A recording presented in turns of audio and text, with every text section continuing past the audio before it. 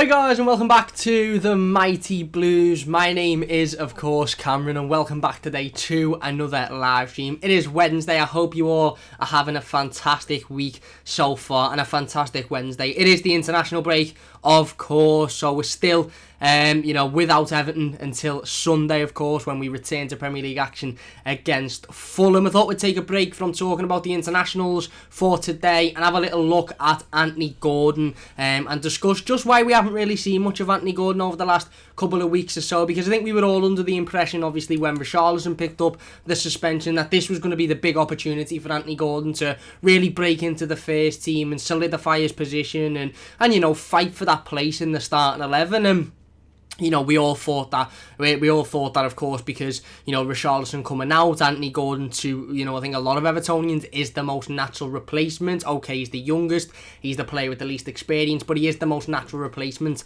to fit in for Richarlison. And, we've only really seen him on an occasion or two off the bench, and we haven't really seen him being given many an opportunity. The Newcastle game, I think we all sort of sat and thought, right, this is the chance for him to start. He didn't. We went with a mad side for the game against Newcastle, where we didn't really play any wide wingers whatsoever. Again, we reverted back to type against Manchester United. Bernard starting in that game. You had Alex Iwobi starting the game against Southampton. So there hasn't really been a place for Anthony Gordon in the squad over the last 3 games, and we actually seen more of Anthony Gordon whilst Richarlison was fit and in the side. And I think, like I said, I think a lot of us had the expectation that Richarlison being taken out and obviously being suspended was going to open a door for young Anthony Gordon to step in and really take this opportunity with both hands. With Carlo Ancelotti's been very vocal over the past, 6 months or so, is saying that, Anthony Gordon's knocked on his door at Finch Farm a couple of times and expressed that he wants to play, he wants to start, he wants to be in the team. And, I said it just before the game against Southampton, obviously just after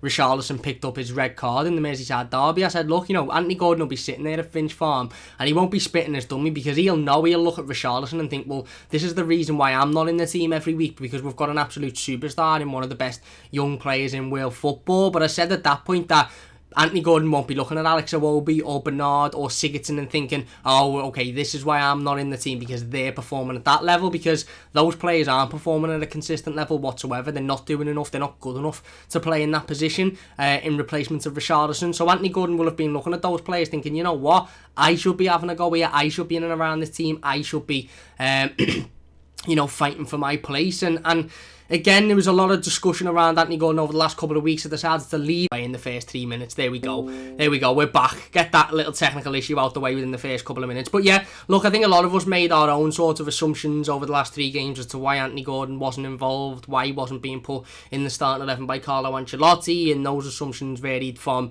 not working hard enough in training to Carlo maybe just not trusting the younger players and not wanting to throw them in at the deep end. And I had a really, really good and interesting comment from Jem, who has been, on the channel for a long, long time and commenting and getting involved in the live streams and stuff. And Jem said maybe it's not really a case of Carlo Ancelotti not trusting Anthony Gordon, it's a case of Carlo Ancelotti protecting Anthony Gordon and protecting his future. Because let's all be completely honest here, and I'm not going to sit here and say if Anthony Gordon would have started all 3 games against, Southampton, Newcastle and Manchester United, and he hadn't done anything in those 3 games, then everybody would be sitting here saying he's the worst player and he doesn't deserve a chance, this, that, the other. That wouldn't be the case. Everybody would have allowed him to have had 3 poor games if he did say, do that. But I think the point is that if Anthony Gordon would have been thrown in the deep end there would have been an awful lot of pressure on him to perform. There'd have been an awful lot of pressure on him to step in and replace Richarlison. And listen, Anthony Gordon's a very, very good young player. He's a player with a lot of potential, with a lot of quality. He is not on Richarlison's level at the moment. Neither is any player, by the way, in that Everton side who can possibly play on that left-hand side. None of them are at the level of Richarlison. So putting Anthony Gordon in there in direct replacement for Richarlison almost would have, I think, maybe made us feel like Carlo Ancelotti believes that he is the direct replacement and he can step in there. Now, don't get me wrong, he would have done a better job than Alex Iwobi did in that position, even though he come on and looked okay against Man United, and probably than Bernard done over 3 games as well. But it's that pressure to put on a young player, to put on a lad who's still trying to break his way into the first team, who's still trying to find his feet, who's still trying to get himself involved, that maybe Carlo Ancelotti thought, you know what, we'll save him for that. And I actually think, and this might sound a bit silly, and you might be sitting there thinking, what are you talking about, Cam? You're talking out your arse. But I actually think that we may see more of Anthony Gordon now that Richarlison's back in the team, because, you know, if you start a game, let's say, with the main 11 that we play with Richarlison, Dominic Calvert-Lewin and James Rodriguez as your front three, and on the 60th or 70th minute or something, let's say for argument's sake, Richarlison's, you know, had a great game, scored 2, got back defended, and you're sort of thinking, right, okay, we'll take him off, we'll give him a rest. Then you're bringing on an Anthony Gordon, who again is the most like-for-like replacement we have for Richarlison in that situation, coming on against tired legs, running at players, trying to create, trying to get in the box, trying to, you know, create opportunities and ultimately goals for the team. Whereas I do feel like that is slightly different if you've taken Richarlison out from the start and you're putting Anthony Gordon in expecting the same results as what Richarlison brings. Now, again, it's a really, really difficult one because I really like Anthony Gordon. I think he's a fantastic young player and he's definitely one for the future. But, you know, ultimately it's not like when he's coming on, he's scoring every week or he's assisting every week. What he is better than anything that we've got on that left-hand side.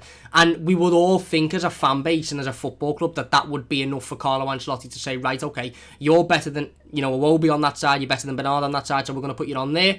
But that might not necessarily be the case. Carlo Ancelotti might be looking at it saying, well, okay, you've got that energy, you've got that youthfulness, you've got that willingness, but you're still very, very young. The last thing we want Anthony Gordon to do is have 3 bad Premier League games, Richarlison come back, replace him, and then his last sort of memory of playing in the Premier League is 3 poor games on the spin when he was given his opportunity. I'm not saying that would have happened, but that may have been the thinking of Carlo Ancelotti. And like I said, we may now see Anthony Gordon an awful lot more now that Richarlison's back. We may see him coming off the bench. We may see him as a direct replacement for Richarlison. We may see him pushed over there if maybe Richarlison goes into the centre. But ultimately, I think the reason as to why we haven't seen an awful lot of him is probably because Carlo Ancelotti doesn't know an awful lot about him at the moment and probably doesn't trust him to go out there and do his job. At the end of the day, you know, it could also be a statement to be made to the football club. Carlo Ancelotti might be sitting there saying, well, okay, I mightn't know an awful lot about Alex Iwobi either, but we brought him in for 30-40 million pounds, so let me give him a go and see what he can bring. I might know an awful lot about Bernard, but he's on 250 grand a week,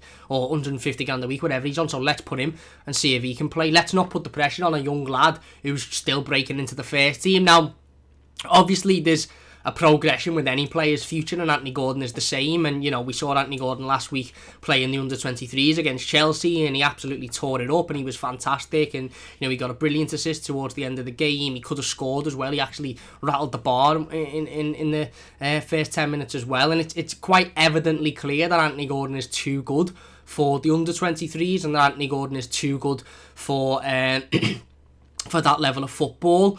But does Carlo Ancelotti not think he's good enough to play in the Premier League yet? And, you know, James puts a fantastic comment in the live comments. We will get in the comments in a second. But James says, I think Gordon's chance will come. We have a long season ahead, still with cups. Also, he is still very young. Anthony Gordon will play games of football for Everton this season. Mark my words. Unless he goes out on loan in January, which is something we're going to talk about in a second, Anthony Gordon will feature in a lot of games of football for Everton this season. Maybe Carlo Ancelotti wants that to be on Anthony Gordon's terms rather than on the fact that he has to be pushed in there because there's nobody else to go in there. I don't know. Ultimately, I don't know. Nobody can sit down. Let's be perfectly honest. As Evertonians, we all sat here after the Liverpool game and thought, right, Richarlison's out now for 3 games. Surely Anthony Gordon's got to get his opportunity. He's been playing brilliantly in the Carabao Cup. He's been coming on. He's been impressive. Surely he's got to get a chance. And he didn't. There was no injury. There seemed to be no fitness issues. He just didn't. I don't agree with him not being in this matchday squad. I think he missed out on the matchday squad in one of the games. I don't agree with that whatsoever because I just don't see the point in it when you've got players like Cenk Tosun on there on the bench. I think Anthony Gordon more than deserves to be on there, but maybe that is the reason behind him not being put in there from the start. Maybe Carlo Ancelotti just doesn't want to throw him in while there's lumps and lumps of pressure on the lad. Maybe he'd rather throw an Iwobi in there who should be more able to deal with that pressure. But the reality of our situation is at the moment as a football club is that we've got a very, very good first team, a very, very strong starting 11. But beyond that, I don't think it's necessarily a case of that we've got bad players. I don't think Alex Iwobi is a bad footballer. I don't think Bernard's a bad footballer. I just don't think they're suited to this team and the style of football that we play. And I think that's the issue. We've got a good squad of decent. Again, Gylfi Sigurdsson isn't a bad footballer. Andre Gomes isn't a bad footballer. But for the style in which we play and the tactics in which we employ, they just don't work. Certainly not when they're both in the same team. Same with Iwobi. You know, Alex Iwobi for me is a central midfielder. He is absolutely a central midfielder. Playing Alex Iwobi on the wing, okay, comes off the bench and, you know, he had a couple of bright sparks and he done well off the bench. But starting Alex Iwobi on the left-hand side, you may as well put Jordan Pickford on the left-hand side. For me, he's a central midfielder. Give him that role where he can drift in to the centre and he can take players on. Maybe Alex Iwobi is that player that we were talking about last Friday, me and Cal, when we sat down and we said we need a ball-carrying midfielder. We need someone who can pick the ball up and carry it. Maybe Alex Iwobi can be trained into that type of player. I don't know, but he's not a winger. Bernard simply isn't consistent enough. We saw the best of Bernard in the first 20 minutes against Manchester United. Scored a really, really good goal and was linking up fantastically with Luca Dean. And then we saw what we've seen far too many times from Bernard, and that was in the final, half an hour, 40 minutes, just drifting out the game, not even getting opportunities, not getting his foot on the ball, not getting involved. And ultimately, it's that consistency, I think, that's going to be our issue at this season.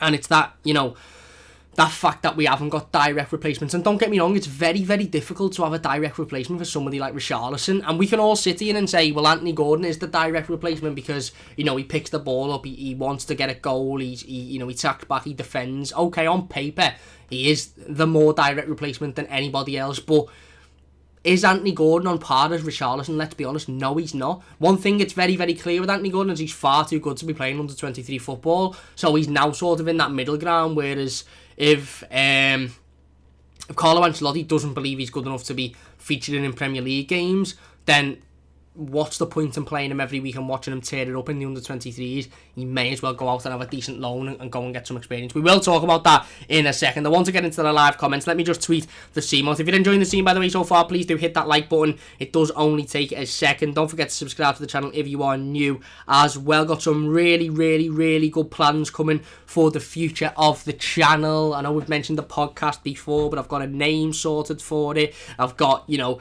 other things in the in the bank for it, and I've also got a very special guest who has finally agreed to come on. No points for guessing who that is because I've been nagging him to come on for absolute months. So hopefully we can get that set up and started within the next few weeks and months or so. I think I'm going to purchase a new microphone and then we'll get that set up and all going, and that'll be another thing for everybody to hopefully enjoy on the channel. But let's get into the live comments. Noah says, hi Cam, hi Noah, how you doing? Reece says, Cam mate, how are you doing? Afternoon, I'm not too bad. Eugene says Brand's linked with AS Roma. Is he, yeah? Haven't seen that, mate. I highly doubt he'd sign. He'd go to Roma, but there you go. James says, hi Cam, you good lad? I'm not too bad. Jason says, hi Cam, hi everyone. Hi mate. If you're enjoying, by the way, please do hit that like button, share the stream. Let's try and get as many people in here as possible. Would really, really appreciate that one. If you're new to the channel, don't forget to subscribe as well. James says, I think Gordon's chance will come. We have a long season ahead with cups and still young. Spot on. Reece says, felt sorry for Gordon, but the lad's attitude is top notch. He knows he'll get his chances and he knows he'll take them. Well, again, attitude is another big thing for Anthony Gordon and for Carlo Ancelotti as well.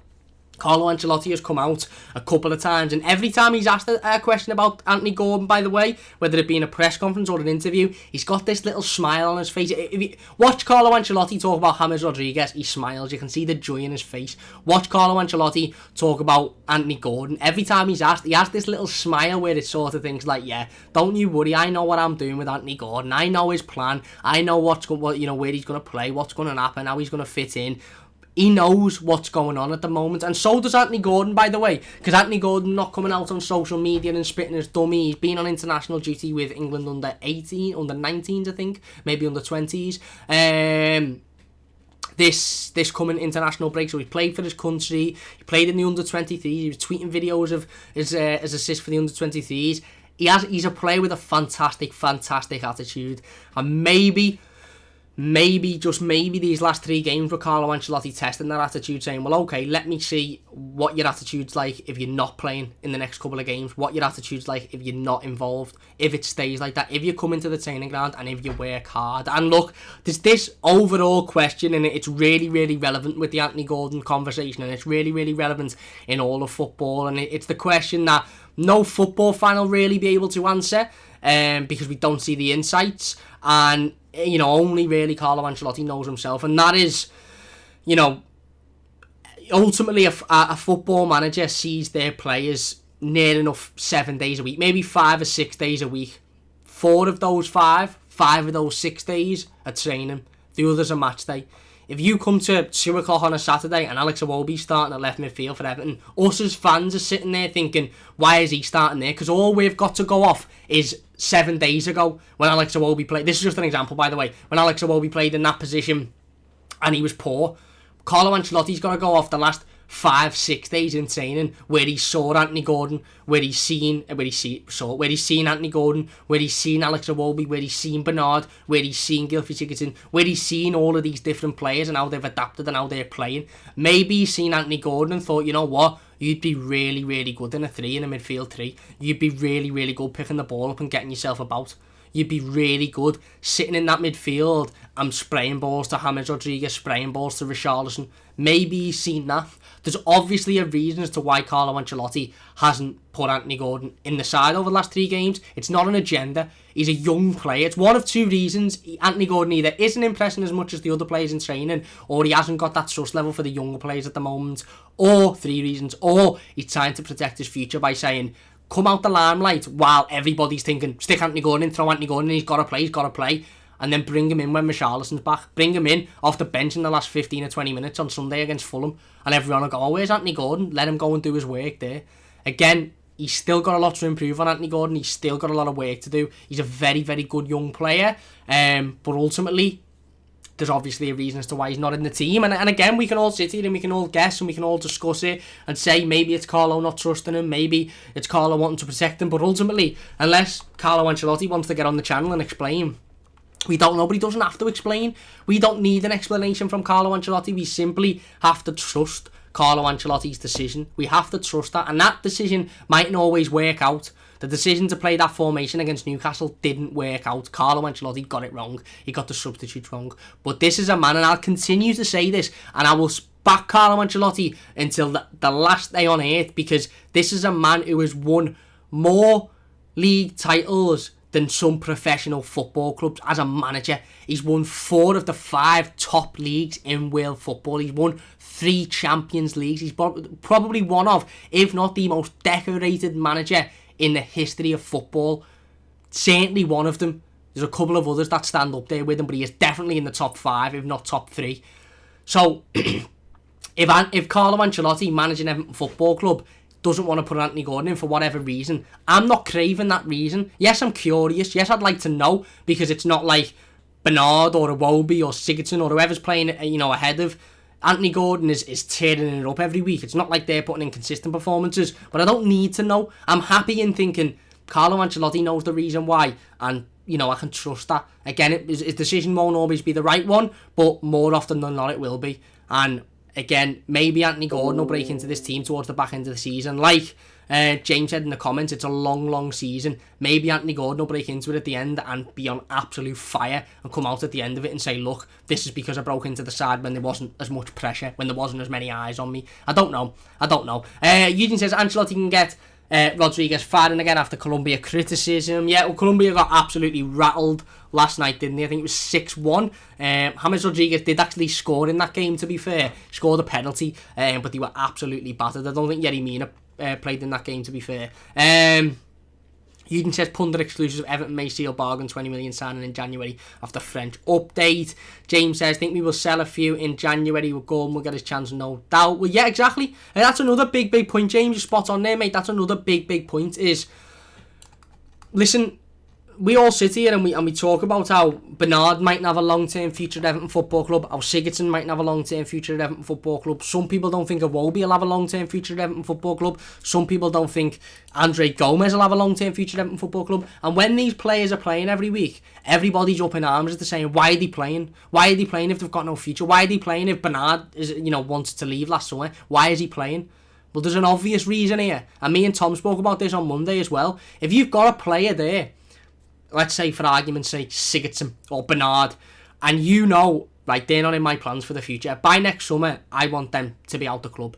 And you look at that player's contract and you look at that player's terms and conditions, and their current deal, and you think, right, okay, well, they're contracted until 2022. If Bernard and Sigurdsson, again, example, were contracted until summer 2021, you'd look and you'd go, okay, they leave on a free next summer anyway. If you look at those contracts and you see, right, these players are contracted for another year or two here, another 2 years, what would sitting them on the bench and not playing them do? It's not going to do anything. You're not going to be able to sell to teams by not playing players, which I honestly think is the reason why Cenk Tosun is in and around the team now. Because how is Marcel Brands going to approach any side and say, we've got this striker here, Cenk Tosun, why don't you sign him? Because they'll just look and go, he hasn't been in your matchday squad for about 7 months. Why would we want to sign him? Why would we want to pay 14 million for him? Why do we want to pay Bernard 150 grand a week if he's not even getting in and there's a young lad getting in over them? Maybe Carlo Ancelotti stuck his arm around Anthony Gordon and said, listen, I've got X, Y and Z here who we need to focus on getting rid of. And you'll be in the team, you'll play games, don't worry about it, but you're here for the future, you're here for the long term, they're not. They need to be put in the shop window. And okay, that doesn't necessarily affect the team in a positive way at this current moment, but there's no guarantee that Anthony Gordon will be able to step in and do what Richarlison does or bring what Richarlison brings.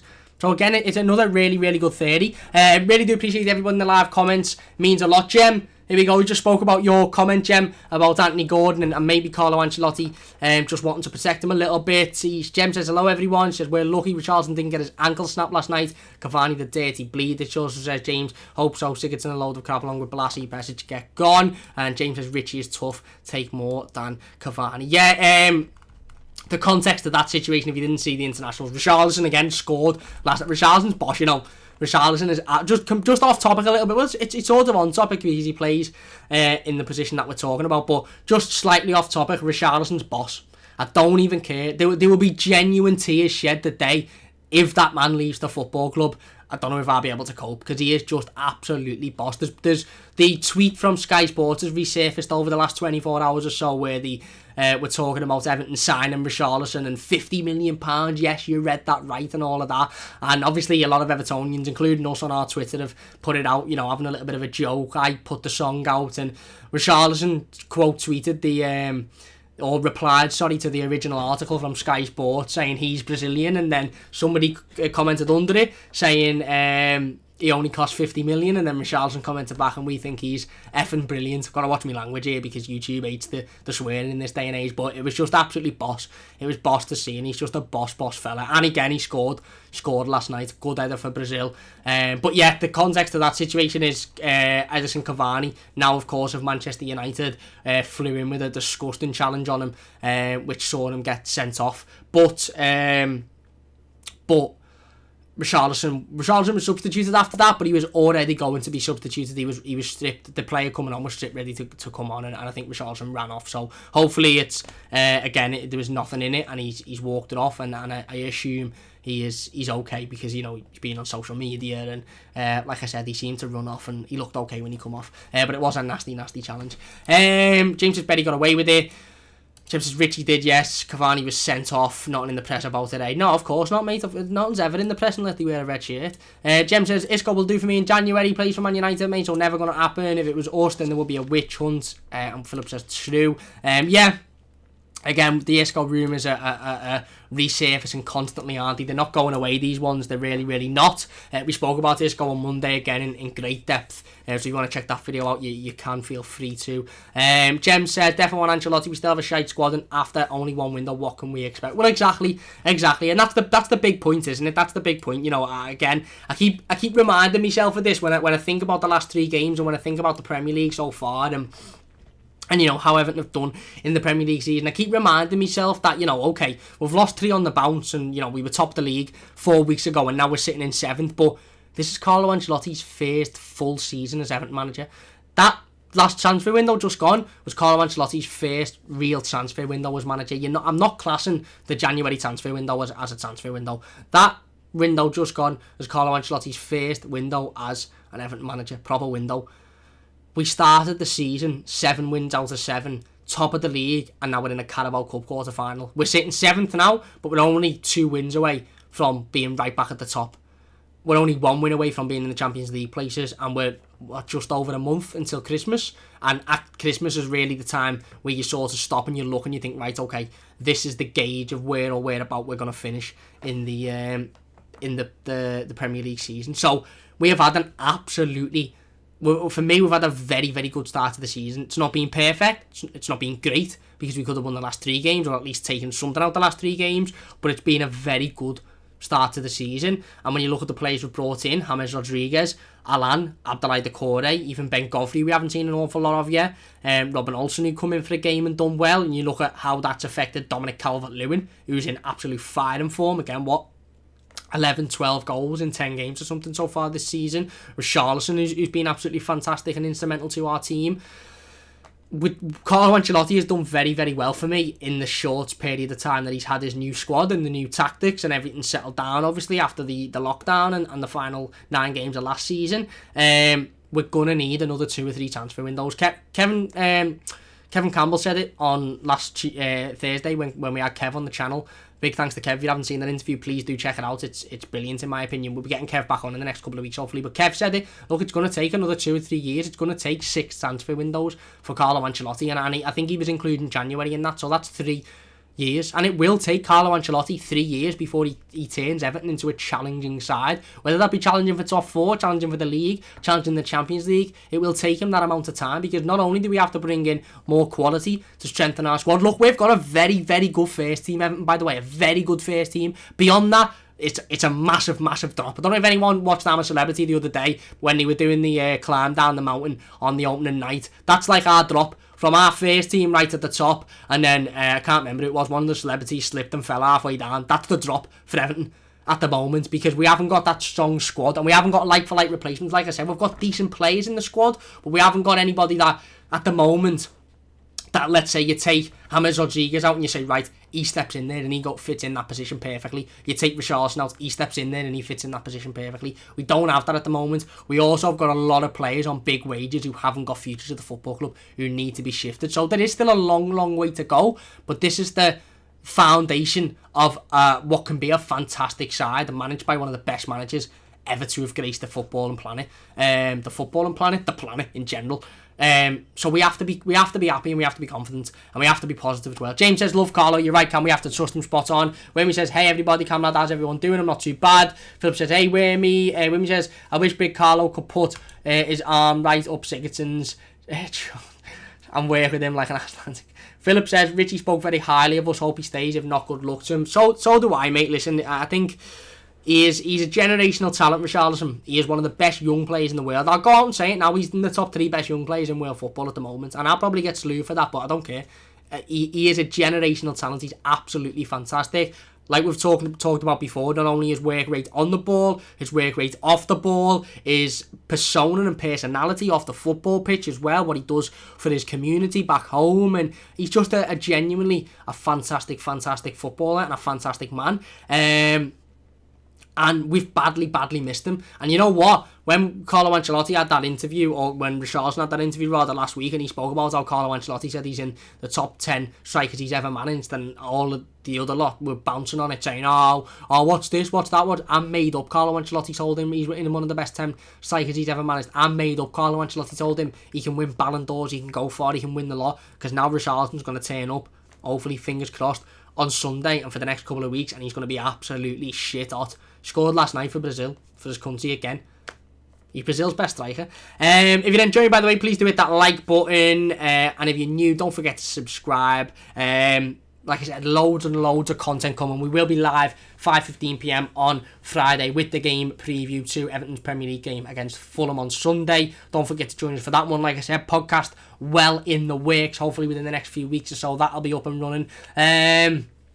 Raymond says, if Richie goes, it'll be the club topping the ball, not achieving what we should be getting into Europe. Again, massive point. Richarlison, Luca Dean, 2 players who I think for me are the 2 that you look at and you sort of think, if we don't have a push for Europe this season, if we're not finishing in Champions League spots within at least the next couple of seasons, we may lose those 2 players. Cal said Carlo's going to need 2 or 3 transfer windows to sort this waste out that Silva Allardyce signed. Wimmy says, like the North Wall fall off, that and Wildens will get you. And Jem says, spot on, Cam. After a fully fit squad, our squad will beat any side, but take literally any player out, and the drop-off is worse than Mariana's trench with what Sigurdsson et al. It's not good. Yeah, exactly. But that was expected. That was expected. Let's be honest, as Evertonians here, did anybody believe, again, As I always go back to this point, when Pierre-Emile Højbjerg turned round and said, don't want to go to Everton, I want to play for Tottenham, did any Blue believe that a few months later we'd be sitting here saying we've got a starting 11 as good as any, we've got James Rodriguez playing in an Everton shirt every week? No, we didn't. Obviously, it's going to take a long time to get the squad, to get the full package. But the fact that we've got a very good starting 11 is a big step forward for me. But yeah, listen, just to finish up the live stream before we go and round up the Anthony Gordon discussion. Listen, nobody really knows, other than Carlo Ancelotti, the reason as to why Anthony Gordon hasn't been given those opportunities over the last couple of weeks or so. Carlo Ancelotti knows, and he smiles every time he speaks about Anthony Gordon. And for me, I think Anthony Gordon's got a massive future at Everton Football Club. Maybe a loan deal if he's not involved an awful lot in January. Maybe a loan deal would be the right sort of move for him. Goes out into the Championship, goes and plays for a top Championship club and plays week in, week out. Maybe that'll benefit him. Like I said, I'd rather Anthony Gordon do that than play in the under-23s, to be honest. But I honestly do have this belief within me that Carlo Ancelotti's put his arm around, Carlo Ancelotti's put his arm around Anthony Gordon and said, listen, don't be worried about not playing in the last 3 games. You're going to be featuring an awful lot this season, and you're going to be a big part of the side. And that's why Anthony Gordon hasn't kicked up a massive fuss. That's why he's still working hard and saying, and that's why he's still getting his head down. And that's why Carlo Ancelotti has a little smirk whenever he talks about him. But again, like I said, for me, I think it's a fantastic point made by Jem in the comments. I think maybe Carlos looked at Anthony Gordon and thought, you know what? Yes, this would be a good time to throw you in at the deep end, but I also don't want to ruin a young lad's career, so I'll protect you, and then I'll put you in when there's a little bit less pressure, when there's a little bit less intensity on the situation, and then we'll see how you do going from there. He's still got a lot to learn, he's still got a long road ahead of him, but I do believe that is with Everton, and that he will get his opportunity this season. Jem says Everton scared. Wayne says Everton killed. Samuel says, can you guys take Steve Bruce and we'll take Ancelotti? No tar, mate. No tar. Wayne says, I don't know names. See you guys. Anyway, that's going to do it for today's live stream. If you have enjoyed it, please do hit that like button. It does only take a second. If you're new to the channel, don't forget to subscribe as well. We will be back on Friday, 5:15pm for the live game preview to Everton's return to Premier League action against Fulham on Sunday midday, BBC One as well, so everybody can watch. The Premier League has absolutely knocked the pay-per-view stuff on the head, which is good. Even though it never affected Everton personally. So we'll be back live Friday, 5:15pm for that one. We'll then also have the weekly news roundup, as is every Friday, and then of course the post-game content on Sunday. Like I said, loads and loads of plans for the future of this channel. More content, special content as well. Like I said, a podcast hopefully starting within the next couple of weeks or so. Just got to get a little bit more equipment and plan stuff out a little bit more, and the channel will be taking off. But in the meantime, we'll still have the discussion videos, we'll still have the news videos, previews, reviews, instant match reactions, player ratings, all that. So if you are new, please do subscribe. It does only take a second. We're on the road to 3,100 now, so if you've subscribed, massive thanks. If you know anybody that might enjoy these videos, if you know anybody that might want to get involved in the live streams, share the channel to them, get them to subscribe. It only takes a couple of minutes to make a YouTube channel. Get them to get involved. Leave the stream a like if you have enjoyed it. If you're watching as a YouTube video, leave your thoughts in the comment section down below, and I will be getting involved with as many of them as possible. Women says take care, guys. Thank you very much. Jem says cheers, Cam. Cheers, Jem. Just says take care, everyone. 1878 ST. What's happening, mate? He says go ahead, Cam, mate. Just making me tea. That is right. And Eugene says see about the toffees and good luck for the Everton women against Liverpool tonight. See you on Friday at 5:15. Yeah, actually should mention that before we leave. Everton women, should I say, sorry, are playing Liverpool women in the Merseyside derby tonight. So definitely go over. It's being live streamed on Everton's official YouTube channel. So if you're looking for something to watch tonight, go and support the girls. Obviously, massive disappointment in the FA Cup final a couple of weeks ago, but they put in a valiant effort, and they've had a fantastic start to the season so far, and they all should be absolutely proud of themselves. So go over and support them. They're playing in the Merseyside derby against Liverpool today. So if you can, Everton's YouTube channel. Let me just double check the kickoff time. I think it might be 7pm, but let me just double check for you so we can be sure on that one. But definitely go over and watch it. Look, it's a big game, and hopefully the Everton ladies team can go out and get the 3 points, because that is so desperately needed, and bounce back after that poor result a couple of days ago. Yeah, 7 p.m. kickoff, so definitely go over and check that out. Like I said, live streamed on the Everton official YouTube channel, so please do go and check that out. Gents, to see you, Eugene, take care, and just go at the Lady Blues, spot on. If you have enjoyed this video, please do hit that like button. We'll be back on Friday, 5:15 p.m. like I said. Big thanks for watching, and we'll see you soon on the Mighty Blues.